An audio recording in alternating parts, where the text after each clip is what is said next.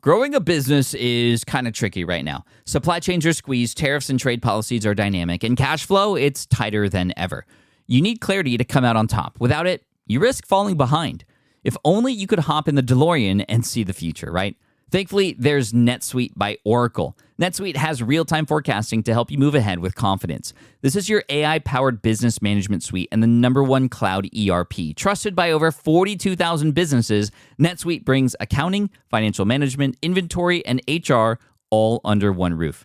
It's your single source of truth, giving you the data and control you need to move quickly. And with AI built in, you can automate the busy work and focus on strategy. NetSuite helps you see what's stuck, what it's costing you, and how to pivot fast. If I were running a business with a lot of moving parts, I'd use NetSuite for full control over everything. Tame the chaos with NetSuite. If your revenues are at least in 7 figures, download the free ebook, Navigating Global Trade, 3 Insights for Leaders at netsuite.com/SPI. That's netsuite.com/SPI. Congrats, your business is doing great. All your hard work is paying off, but you need help like now, and you have to hire fast. How can you hire amazing candidates quickly? Easy, just use Indeed. When it comes to hiring, Indeed is all you need. Stop struggling to get your job post seen on other job sites. Indeed sponsored jobs help you stand out and hire fast. And with sponsored jobs, your posts jump to the top of the page for your relevant candidates so you can reach people you want faster. And it makes a huge difference. According to Indeed data, sponsored jobs posted directly on Indeed have 45% more applications than non-sponsored jobs. One of the things I love most about Indeed is that it has one of the largest databases of job seekers, giving employers access to a wide range of candidates. And with job alerts, I get notified when new candidates apply.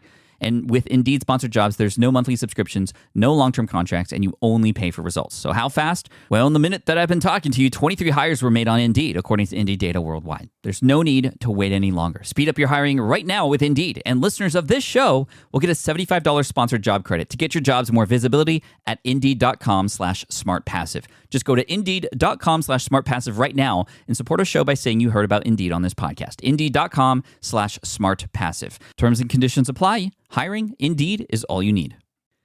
You spent months building towards launch day, but when the clock hits 0, your site crashes. Bots swarm, and loyal fans rage on Reddit. That's not good. Fanfare was built to stop that. Fanfare is the drop platform made for high-pressure moments, stampede-proof infrastructure, verified waitlists, and bot filters that actually work. Instead of refunds and rage, you get retention and revenue. And that sounds great to me. Your next launch shouldn't be a gamble. Get Fanfare's 5-step hype drop playbook and learn how to bulletproof your drop at fanfare.io/playbook. Again, that's fanfare.io/playbook. This is the Smart Passive Income Podcast with Pat Flynn, session number 163. Welcome to the Smart Passive Income Podcast, where it's all about working hard now so you can sit back and reap the benefits later. And now your host. He works out to music from the Glitch Mob, Pat Flynn. Still using a copy-paste website? Break the template trap with Framer. Whether you're overwhelmed by traditional site builders or frustrated with cookie-cutter designs, Framer gives you the freedom to create a site that's professional, polished, and uniquely yours. Framer is the design-first, no-code website builder that lets anyone ship a production-ready site in minutes. It's free to start, allowing you to browse hundreds of pixel-perfect templates or even design something on your own on a totally blank canvas. Add bold animations like appear effects, text effects, parallax scrolling, scroll animations, looping animations, and much more in seconds. The built-in AI handles the heavy lifting, generating starter layouts, and can even translate your entire site to any language. Ready to build a site that looks hand-coded without hiring a developer? Launch your site for free at framer.com and use code SPI to get your first month of pro on the house. That's framer.com, promo code SPI. Framer.com, promo code SPI. Rules and restrictions may apply. Hiring shouldn't be a hassle or a drain on your budget. Upwork is your one-stop shop to find, hire, and pay top freelance talent, saving you time and keeping costs in check all in one place. Companies at every stage turn to Upwork to get things done and find more flexibility in the way that they staff key projects and initiatives by assessing a global marketplace filled with top talent in IT, web development, AI, design, administration support, marketing, and more. And I've personally used them myself and can vouch for them. Posting a job on Upwork is easy. With no cost to join, you can register, browse freelancer profiles, get help drafting a job post, or even book a consultation. From there, you connect with freelancers that get you and can easily hire them to take your business to the next level. Upwork makes the entire process easier, simpler, and more affordable with industry-low fees. Post a job today and hire tomorrow with Upwork. Visit Upwork.com right now and post your job for free. That is Upwork.com to post your job for free and connect with top talent ready to help your business grow. That's UPWORK.com, Upwork.com. Go there now. What's up, everybody? Thank you so much for joining me today in session 163 of the SPI podcast. I'm really excited for today's episode because we're bringing a guest on the show who's been on before, way back at episode 93. That was actually back in 2013. And this is somebody who I look up to very much, who has inspired me in so many ways. And this is none other than Michael Hyatt from michaelhyatt.com. And today we're going to be talking about the secrets of team building and how to be a great leader to that team so that you can together produce more and serve your audience better, and as a result, hopefully make a lot more money. And that's something that I've been experiencing a lot over the past year. I've been focusing a lot on finding the right people, building the right team to be able to provide more to you guys. And as a result, a lot of amazing things have happened in my business. And I think it was Chris Ducker, our good friend Chris Ducker from chrisducker.com, at a one-day business breakthrough event, which he and I host together. He was talking about the definition of an entrepreneur, and I like this definition because he says that you're not really an entrepreneur until you hire a team. You're just a solopreneur if you're just by yourself. And when you're a solopreneur, you're getting to the point, especially if you've been doing it for a while, where you're either going to burn out or you're going to stay at a constant. And it is only when you hire a team that you can then take a lot of those things that you're doing as a solopreneur, hand those things off to somebody else who can potentially do them much better and faster.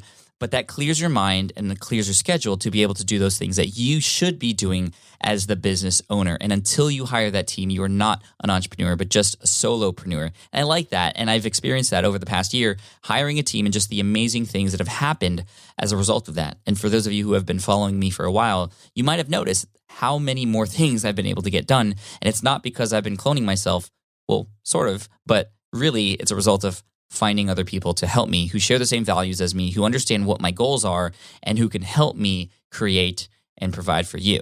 So today we're going to be talking with Michael Hyatt, who is the inspiration to me, and I'll talk all about that in our interview. So without further ado, let's get to the interview with Michael Hyatt from michaelhyatt.com. Here he is. All right, everybody, I'm so happy to welcome back Michael Hyatt to the Smart Passive Income Podcast. Michael, welcome back to the show. Thanks, Pat. Great to be with you again. I'm so happy you're here with us because you always bring such amazing content with whatever you're doing, whether it's Platform University or the Platform Conference, which I've attended a couple times. It is definitely one of my favorite conferences to attend, and I highly recommend it for everybody out there. Some stuff has changed for you recently. I know you have a new website, and you've also done some cool things with your podcast. Can you talk about those things really quick before we get into the meat here? Yeah, absolutely. So I'm constantly experimenting and reinventing. When something starts working, I feel the need to break it.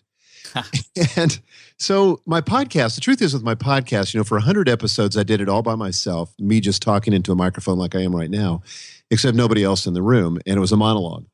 And it got really, really tedious. When I'm left to my own devices, I become a perfectionist. And so I would spend about a day a week editing this one podcast that went out.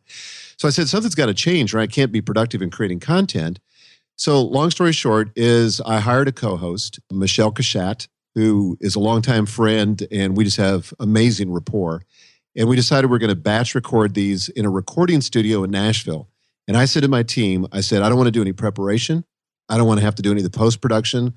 I want to walk into the studio, produce 13 episodes in a day and a half, walk out, and the rest happens as if by magic. And that's exactly what's happened.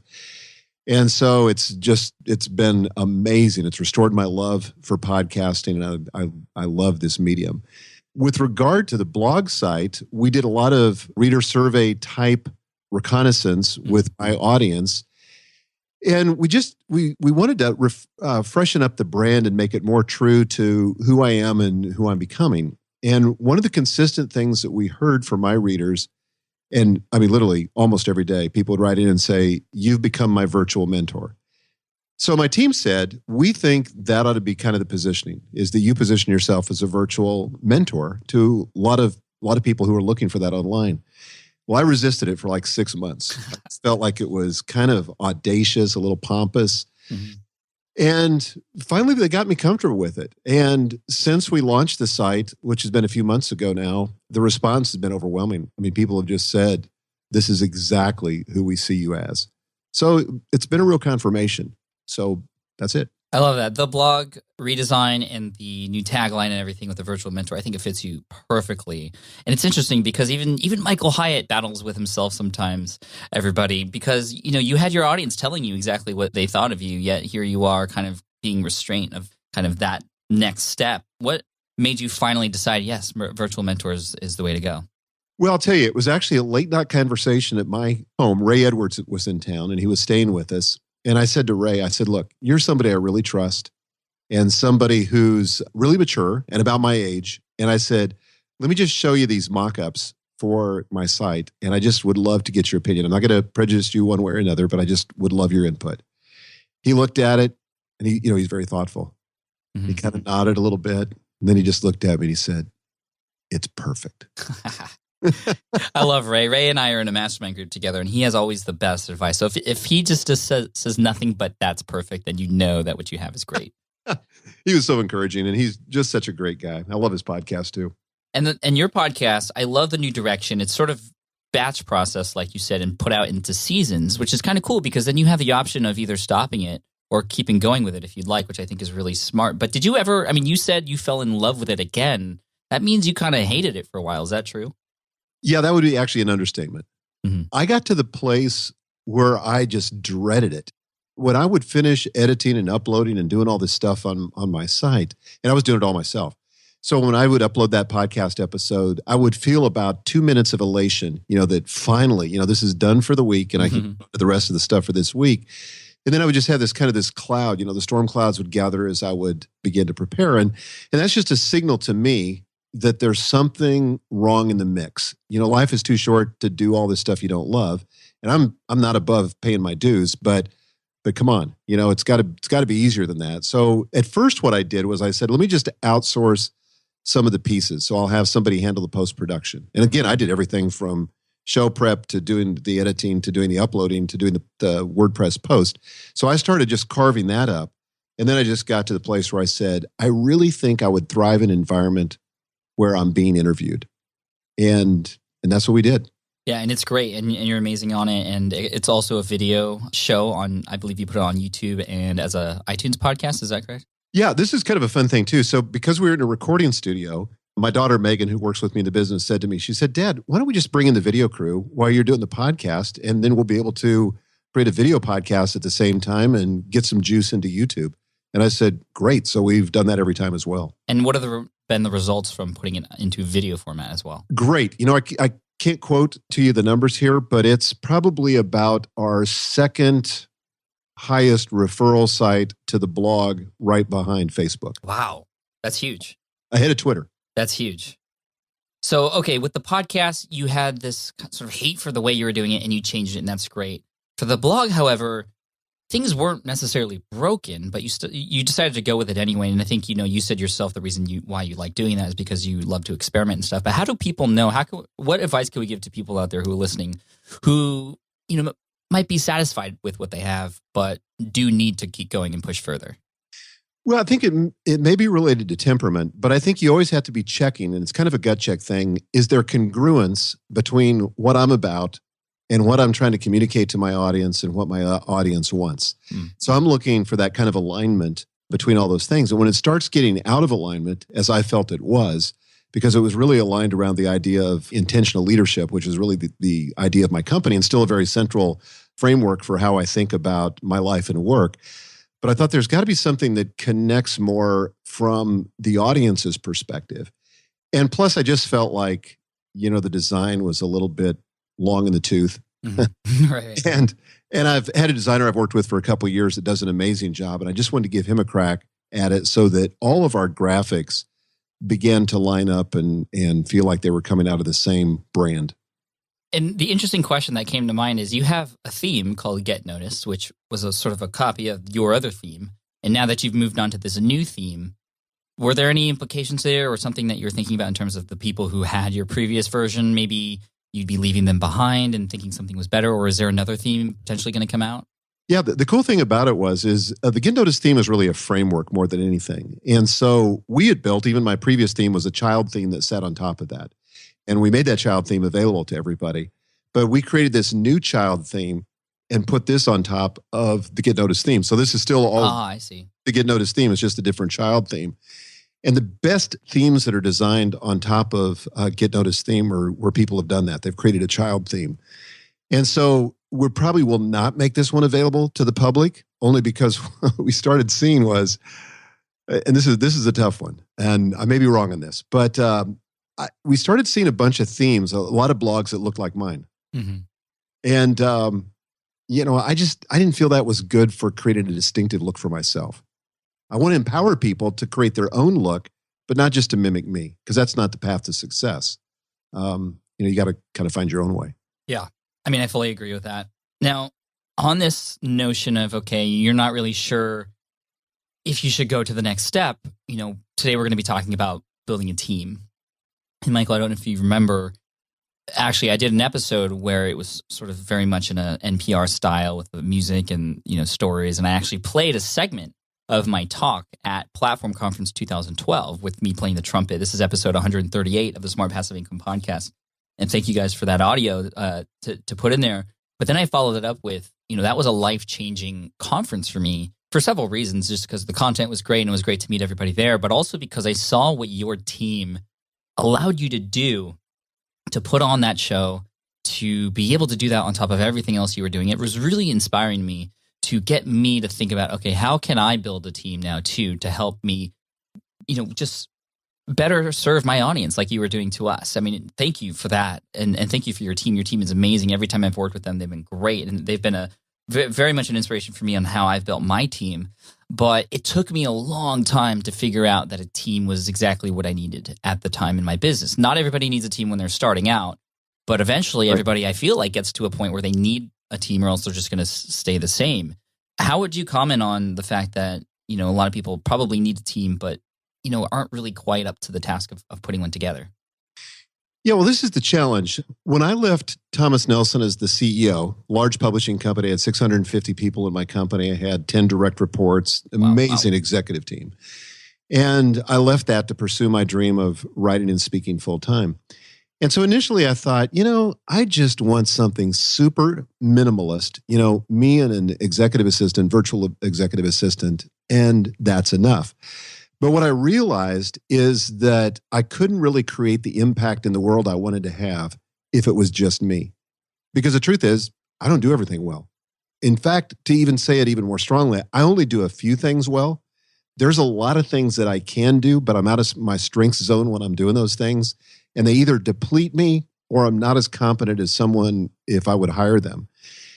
And so it's tough because I was also committed in this business to bootstrapping this business. I didn't want outside investor money. I didn't want to borrow money. I wanted to pay for it as I generated the money. So the challenge in building a team is the investment always comes before you reap the harvest. And it always feels like you're a little bit out of your comfort zone. It always feels like that for me when I hire somebody. Like we just hired a chief marketing officer. And not cheap, frankly, and was somebody that was a VP of marketing at Thomas Nelson that we just brought into the company. And so that was a stretch. I'm going like, wow, okay, so what's the payback going to be on this? And, there's some risk involved because you're making some revenue assumptions and all the rest, and you're hoping that happens. But that's how it always feels. Every time I do it, my income goes up, my capability expands, and my impact on the world increases. So that's the perspective you've got to have. You've got to be willing as an entrepreneur, I think, to be able to get out of your comfort zone, to be willing to stretch for the sake of the people that you're trying to have an impact on. Now, I know what a lot of people in the audience are thinking right now. They're thinking, well, you're Michael Hyatt. I mean, of course, whatever you do, I mean, you're in your experience, you found people that you've already worked with before to come and help you and build your team. What about me? What about, I'm just starting out. I don't have much money. I do want to hire somebody because I know I need to make a bigger impact in the world. And I know I can with some help. But I don't know if it's going to work or not. Okay, this is really cool, Pat. So what you have to do, and I've used this formula time and time again. We love formulas. You can't think about the resources first. Okay, so most people think, I don't have the money, I don't have the experience, so they get focused on the resource conversation first. Wrong conversation, wrong thought process. The first thing you got to think about is, what do I want? When you get crystal clear on that and you really get connected with the why, then the resources have a way of showing up. And so here's what I do. So I think, okay, if I could offload some of the stuff that I'm doing now, what's the stuff I either hate or am not particularly good at? Those are the two kind of categories. And just begin to jot those down. What are the things I would get rid of first? So when I left Thomas Nelson and got on my own, I knew I was going to need an assistant, but I said, for what? Okay, I need somebody to manage my calendar, book my travel, manage email for me, that type of thing. So I made a very clear list. That morphed into a job description. And again, at this point, I mean, I was hardly generating any income. I didn't have any money out of the business to be able to fund that. But I wanted to get really crystal clear. And my deal with myself was, I wasn't going to fund this out of money I had in investments or sitting in the bank. This was all going to have to come out of the business. I wanted to be able to prove something, be able to build something that was self-funding. Mm-hmm. So I just started. I got crystal clear on what I needed. And I started with an assistant 5 hours a week. And I said, what would happen if I could liberate 5 hours a week to do more of the stuff that generates revenue, that really moves the needle in terms of the results I'm trying to create? So literally within a month, that went up to 10 hours a week. Mm-hmm. And because I was doing so much more, and my income was rising the whole time, because now, rather than futzing around, that's a technical term, rather than futzing around with, all this kind of administrative stuff, I was freed up to do what only I could do: create product, connect with customers and clients and all the rest. And my income went up. And I've just followed that same pattern over and over again. So even before I was confident that I could hire a chief marketing officer, I said, what would that make possible in my business if I could? I love that. And I love that you said you started out small. I think that's really important. That's something I mention all the time, because we think, okay, we need to hire somebody that's 40 hours a week. What am I going to make them do? But you just, even an hour saved a week. I mean, imagine that extra hour over 52 weeks. It's an extra 52 hours. I mean, that's so much time for you to do something else that only you can do. And I'll tell you, Michael, when I finally realized the power of hiring somebody to edit my podcast, which I first experienced through hiring Mindy to edit Ask Pat, then I was like, wow, this is great. Let me hire somebody to edit Smart Passive Income. It's opened up at least 5 hours a week for me. Wow. And what I've been able to do since then, I think a lot of people have been noticing just how productive I've been. I mean, that is a result of two things. One, the miracle morning, and being very productive in the morning and getting in tune with my creativity and when I'm creative, and just focusing on that part of productivity. But also, it's these 5 hours that I'm opening up for myself every week now through having somebody else do the podcast. And the thing was, it was so hard for me because, I mean, I did it for years myself, like you did, and I was good at it. And I felt like also that I had to do it in my own special way that I didn't think anybody else could do. Well, and here's the crazy thing about it. Talk about a false economy. This happened just recently in my mastermind group. One of the guys was struggling with hiring a developer, and he was kind of a coder, so he's really in the business to market information, but he can do some coding like I can, like you can. So one of the guys in the mastermind said, how much do you think you make an hour? And so the guy did the computation, and he said, well, probably $250, $300 an hour. He said, okay, great. He said, let me ask you a question. Would you pay a web developer $300 an hour? And the guy just snapped. He said, absolutely not. That's crazy. And he said, well, you already are. And in fact, by your own admission, he's not a very good one. So that's the kind of false economy we get into, is we create a very expensive solution, which is us doing all the work. That's a great way to think about it. I think that might have clicked for a lot of people in their heads right when you said that. Now, as we're building our team, we might be hiring people to do certain, I mean, the one thing, and this is what Chris Ducker always says, he wrote Virtual Freedom. I love that book. It's changed my life. He says there's no such thing as a super VA or a super assistant, one who can do everything, right? So you might have one person do your calendar and your appointments and things like that, but then you've since hired a lot more people to do other things, right? Right. Yeah, absolutely. So I have, for example, I mentioned the chief marketing officer. I now have my daughter who was in that role. This has freed her up to do, we call her the chief brand officer, but she also does business development, but to pursue new opportunities, because running the business with Platform University, 5 days to your best year ever, books I've gotten processed and everything, that's like a full-time thing. And there's nobody looking at the new stuff. Well, now Megan is looking at all that full-time. That's cool. Then I have now a guy who I'll refer to as my chief content officer. And so his job basically is to, like the way I used to do blog posts, as just an example, is I would come up with the ideas and I would do the research and I would sit down and I would write those and I would format them and put them into WordPress and everything else. So I did the same thing with that I did with podcasting. Mm-hmm. So I started cutting that up and saying, where is the place where I add the value? Well, it's really coming up with a concept and then fine-tuning the writing. He actually does the initial draft, presents it to me, and he's really done a lot of analysis on my voice and has got my voice. And so now, it's still my content, but you'll appreciate this metaphor. I'm the architect, not the contractor. I do appreciate that metaphor. I thought. So, and then, it's like a bookkeeper is another person on my team. We've got 2 executive assistants. We've got somebody that manages Platform University, manages the whole community. These are all employees. And then we have a small group, about 10 contractors that do most of their work for me, but not exclusively. I mean, that's amazing what you've built. But I know, even just hearing you talk about all those different people, it's like, how do you keep everybody organized? How do you keep everybody doing the job they're supposed to be doing so you can all keep moving forward? Because you're paying these people money, obviously, and you don't want that money to go to waste. How are you able to be a good leader for these people? Well, the single most important thing to do in leadership, in my view and in my experience, is to demonstrate or model the behavior you want to see in other people. So, if you want people with a great work ethic, you've got to have a great work ethic. If you want to have people that are considerate of one another, that are positive, that are encouraging, you've got to be that to your team. Now, you and I have talked about this tool called Slack, and you recommended it to me. We started using that on our team. And by the way, here's how we did it. I can't remember, Pat, you can tell me if you recommended this or not, but what we did was on one Friday morning, I said, I'm about to pull my hair out with all the internal email going back and forth. I lose track of conversations. There's conversations I'm part of that I don't need to be part of. And we got to do something else. And you said, try Slack. So I said to my team, today, this Friday, that we're going to do this is now maybe a little over a year ago. We said, we're going to try Slack. Nobody can send an email to anybody else on the team. That's the rule for today. Wow. And so every conversation, every communication that you need to have with another team member needs to happen inside of Slack. Now, we only had a couple of channels. We didn't even know how that was going to be organized. We said, we'll just kind of let it grow organically. And I said, at the end of today, we're going to all get together and we're going to vote on whether we're going to go back to email or we're going to stay with Slack. So everybody was great about it. Everybody dug in and just got really involved with Slack. And by the end of the day, I called for the vote and it was unanimous. Everybody said, we hate email. We love Slack.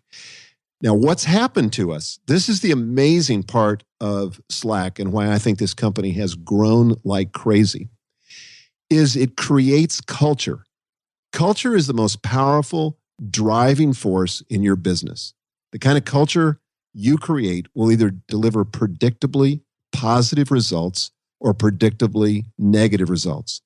And the thing that I love about Slack is that everybody's conversation, unless you have a private channel, but it's visible to everybody else. Mm-hmm. So we feed on one another. As we're recording this, we're right in the middle of a launch, our spring enrollment for Platform University, and it's crazy.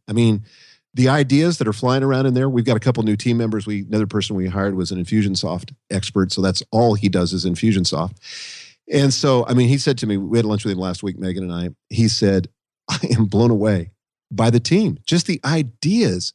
Because what happens is you get these very short iterative cycles inside of Slack, where instead of going back and forth and email and kind of the pop loses its fizz, inside of Slack, all that stuff just builds. The enthusiasm, the speed with which you can do business. And, we get a lot of comments from people who just say, I can't believe how fast you guys iterate, how much content you produce, and how soon you can deliver it to the market. But it's really because of Slack. That's become our secret weapon. Yeah, Slack has definitely become a secret weapon internally for us too, for the same exact reasons. And I didn't even pinpoint the culture aspect of it, but we definitely, it's easy to share our personalities on there. It's easy to be us. It's sort of like instant messaging on steroids with categories and at tagging and Twitter. It's just everything great in terms of communication online is put into this one product. And if you want to check it out, you can go to slack.com/SPI. And any new teams that are formed will get $100 in credits from the team at Slack since they're sponsoring this episode. So big shout out to Slack. Michael and I both love them, and I know I've turned a lot of people onto them as well. But yeah, I mean, just cutting out the email alone is huge, and it's very easy to go back to older conversations. But I want to go back to something that you mentioned. You said that your team loves to give the rest of the team ideas. I know that in a lot of places, especially in the corporate world, a lot of people, when they have ideas, they just keep them to themselves because they're afraid of what other people might say, or, they might get slammed for it being a not so good idea. How do you get your team so excited about sharing these things without making them feel, like there might be a dumb idea in their head? Well, I think this is kind of what happens when you have a culture that's driving all that. Because if you're in a culture where people are cynical, they don't feel like they're respected or regarded, or their opinions aren't really valued, then people shut down. And that's a cultural thing. And again, I think it has to start with you as a leader encouraging people, and this is really important, creating an environment that's safe for dissent. So that if somebody doesn't like your idea, and you're the CEO of the business, you're the head of the company, and they don't like your idea, you make it safe for them to voice that and push back on it. And so people do that all the time. The thing I love about Slack for our organization is it's flat in the organization. There's no apparent hierarchy. I'm in there rumbling and tumbling with everybody. And, I'm sure people in the back of their mind know, oh yeah, this is his company. But they push back on me. I push back on them. But mostly it's an attitude. It's a positive encouragement. And we've got some great people who, have you done Strength Finders? No, I haven't. Buddy, you got to do this. Okay, here's the book. Strength Finders 2.0. Okay. It comes with the test built into the book where you can find your 5 top strengths. There's 34 strengths overall. And this is work that the Gallup organization has done over hundreds of thousands of people. So it's finely tuned. We used it at Thomas Nelson, but the whole goal is to build a strength-based culture. So you get people working on their strengths, not on their weaknesses. And when you do that, you produce a strong organization. And by the way, if you take the full test at Gallup, and I have no vested interest in this, other than I'm just telling you what we do, we make everybody get their full results for $80. They get all 34 results. So we find out not only what their top 5 are, but what their 5 bottom ones are, or their 5 weaknesses are. And we try to keep people out of their weaknesses and in their strengths. One of the strengths that's fabulous, and you got to recruit people on your team that have these various strengths. That's part of your role as a kind of a symphony leader. We've particularly recruited people that have the positivity strength. So my wife that's her number one strength. Stu McLaren, that's his number one strength. And those guys just keep it all positive and encouraging and keep the ideas flowing. And they are huge value to the team because of that. I love that. So you would recommend me taking the Strength Finders test, but also all of my team members as well. Yeah. And then, okay, so then you got to do this. You're geeky like this, so you're going to love this. So you're going to get all their strengths, right? So you're going to have all 34 strengths. You're going to put them on an Excel spreadsheet, and ping me after this, and I'll send you ours, and you can not have to create it from scratch. But so you take an Excel spreadsheet, and you find out, you get a map of your whole organization, what strengths you have probably too many of. Like we have a lot of people with achiever in our organization. We don't need anybody else with that particular strength. But there's some that we're missing. And so we're actively trying to recruit so that we've got the strengths that we feel that we need in our organization to move it forward and really perform. So it's a much more intelligent way to build an organization. And you've probably been in those annual review meetings with employees, probably when you were one. Oh, yeah. And so there's always that predictable part of the annual review that is euphemistically called opportunities for improvement, right? And the opportunities for improvement are always focused on your weaknesses. When I was at Thomas Nelson, we totally eliminated that. We said, forget that. We don't want people working on their weaknesses, because for the effort that goes into working on their weaknesses, they really can't move the needle that much. And Marcus Buckingham and Gallup have done all the research on this. Again, the science is all in there. That effort to improve your weaknesses is much better spent on improving your strengths. You move the needle far faster, further. You have a much bigger impact if you do that. So, you can build your whole organization on this. You can recruit, like now when we put together a job description, we say, okay, what are the particular strengths that we want to recruit in this job? And so we literally map those out in the job description. We don't reveal those to the candidates, but the final candidates, we get tested and we find out what their strengths are. Love that. Michael, I'm going to commit live on the air here, even though this is pre-recorded, but when this goes out, everybody's going to hear me say this.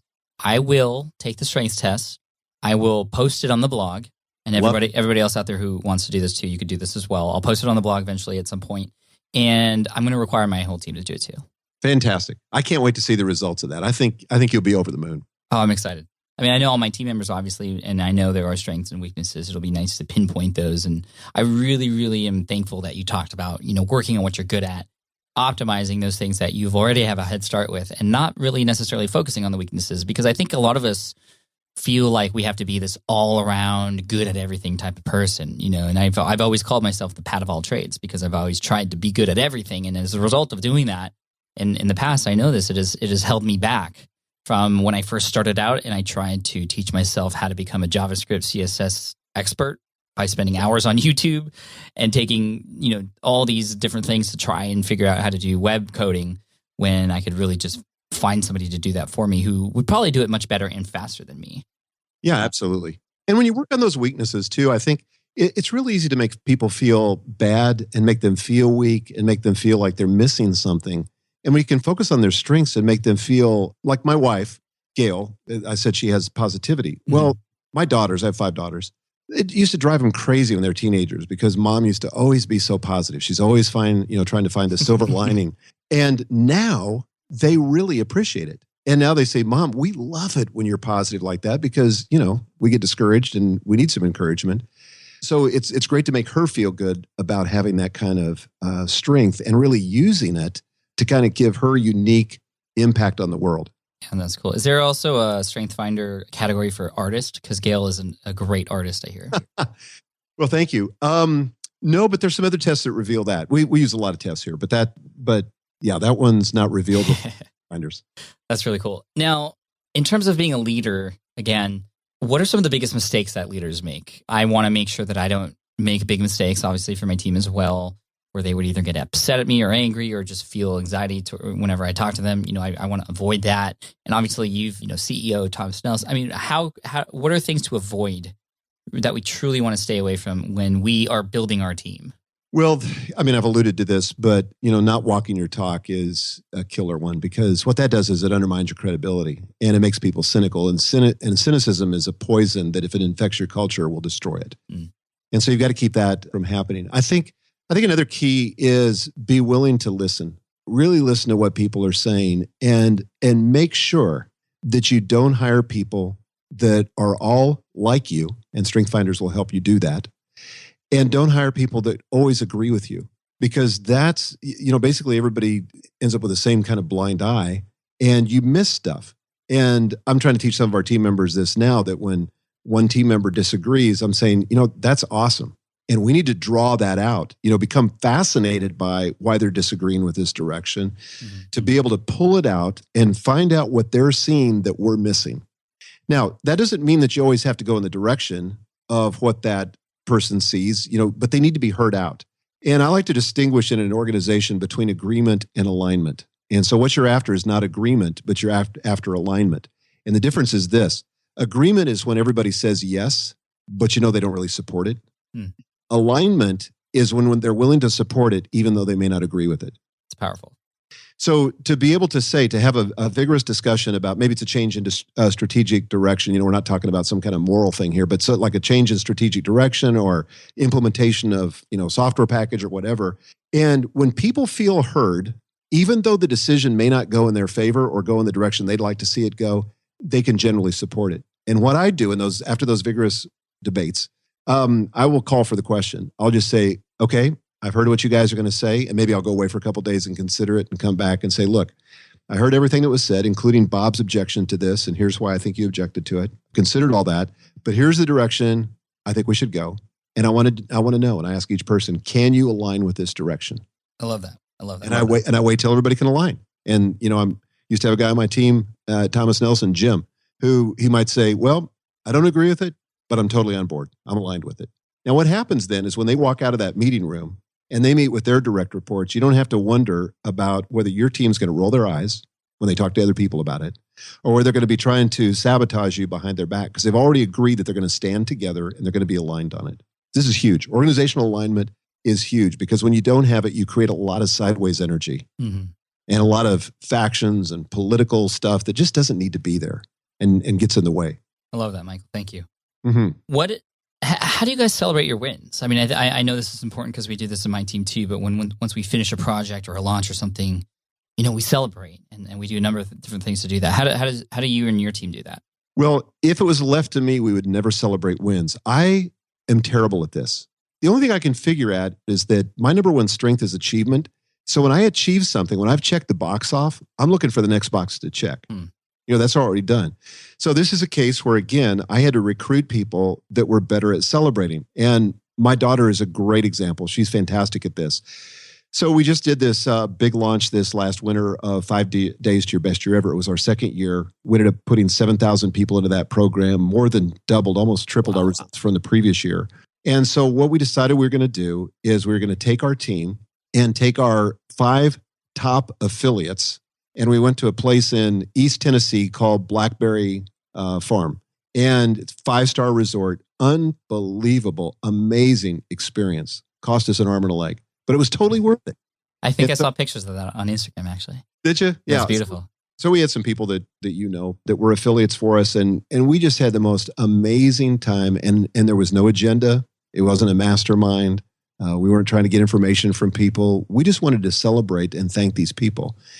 And so we've got a lot of those things that we're doing now whenever we have a big win together as a team that we celebrate. And it includes letting people participate financially in the results, as well as taking time on our calendars to, have a special dinner or go someplace special. We got a big one planned when we hit this goal for this platform university spring enrollment. So we're doing better. That's exciting. We wouldn't. But celebration is important. So important. Okay, because when you said I wouldn't do that, I was like, whoa, really? Oh, but it's just you personally wouldn't figure out what to do. No, I hugely value it because I know that if you don't celebrate things, it's like when you celebrate those things, you reinforce them in the organization's nervous system. People feel acknowledged. They feel like their contributions were meaningful. The truth is, and you know this from your time in the corporate world and just working in your own organization, compensation is like the third thing on the list of priorities for why people work. Number one, I mean, you can look at just about any test you want to go out there or survey you want to look at. Number one is people want to be acknowledged. Mm-hmm. They want to be noticed. And so that's why celebration is so important because, in any good win, people are doing things that are beyond their job description, beyond what's really expected. They're pushing beyond that. And if you don't acknowledge that, you don't get more of it.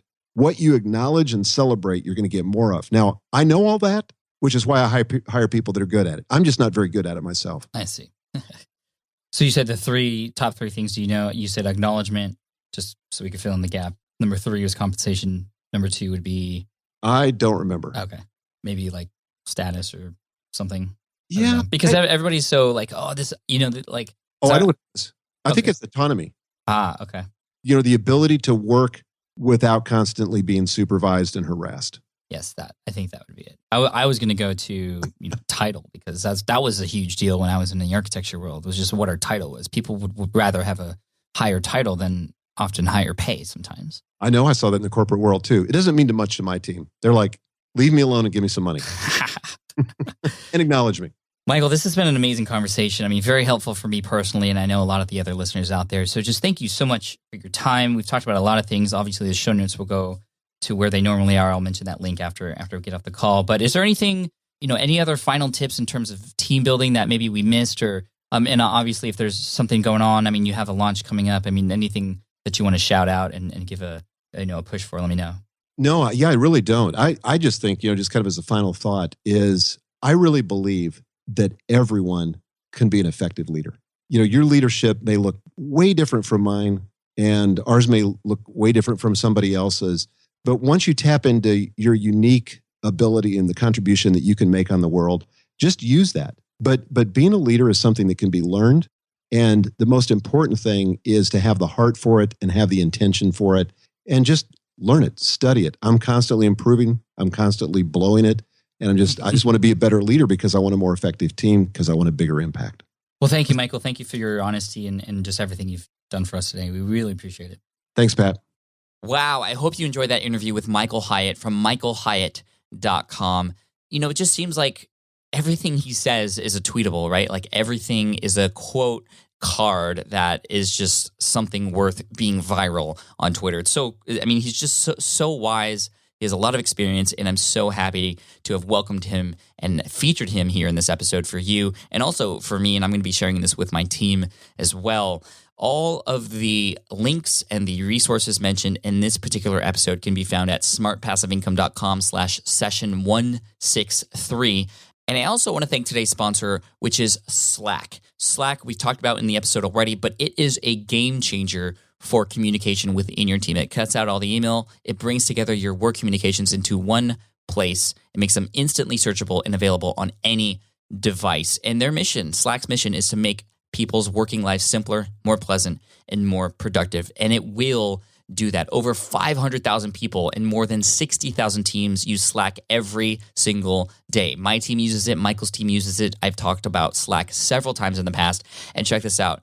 Slack is free to use as long as you want, with as many users as you want. They have a lot of paid plans with additional features and more powerful functionality, but it is free to use. However, anyone who visits this URL, slack.com/SPI, you'll get $100 in credit when you choose to upgrade to any paid plan. So go ahead and check it out right now. Let them know, slack.com/SPI. That's how you let them know that you came from this episode. Again, slack.com/SPI. You will love it. Slack.com/SPI. Guys, I've really been enjoying this podcast, and I will continue to do it in the future for you. I know a lot of you have taken the information that I've shared here, the interviews that we've done with other experts and other people, and have actually taken action with it. And I just love you for that. I'm so thankful that I have an audience who is actually not just learning, but learning and putting things into place to make change in their lives and the lives of others too. I mean, we're all here to serve other people, I hope. But I know a lot of you also need a little bit more help. I've been getting messages left and right from people who have been asking for more and deeper information about certain things. So what I've done is that I've actually put together a number of courses, and there's more courses coming in the future, thanks to your recommendations. If you go to smartpassiveincome.com/courses, you'll see a list of the courses that are currently available there or that you can sign up for the waitlist for. Again, that's smartpassiveincome.com/courses. Check it out. Thank you so much for listening into this episode. I appreciate it, and I look forward to serving you in next week's episode. And until then, thank you so much. Keep crushing it, and I will see you next week. Cheers. Thanks for listening to the Smart Passive Income Podcast at www.smartpassiveincome.com.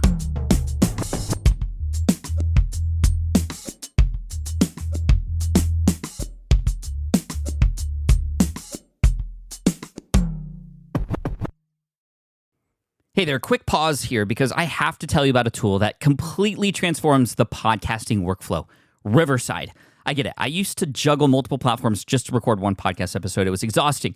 Zoom for recording, Audacity for editing, and then a bunch of different apps just to create clips and social posts. I've tried other ones as well. They were okay, but they were clunky and super time-consuming. That's where Riverside has massively helped. I can do it all in one place, recording, editing, repurposing, one platform, one streamlined flow. I just log in, record with my guests no matter where they are in the world, and just like that, studio-quality audio and high-resolution video all in one. And get this, even if your Wi-Fi glitches, Riverside records locally on your device so everything sounds and looks crystal clear. But here's my favorite feature, Riverside's AI editing tool. You can remove silences and filler words with just one click, hours saved. With Magic Clips, Riverside also automatically finds the best moments and turns them into ready-to-post videos for YouTube Shorts, TikTok, Instagram, all without the extra editing.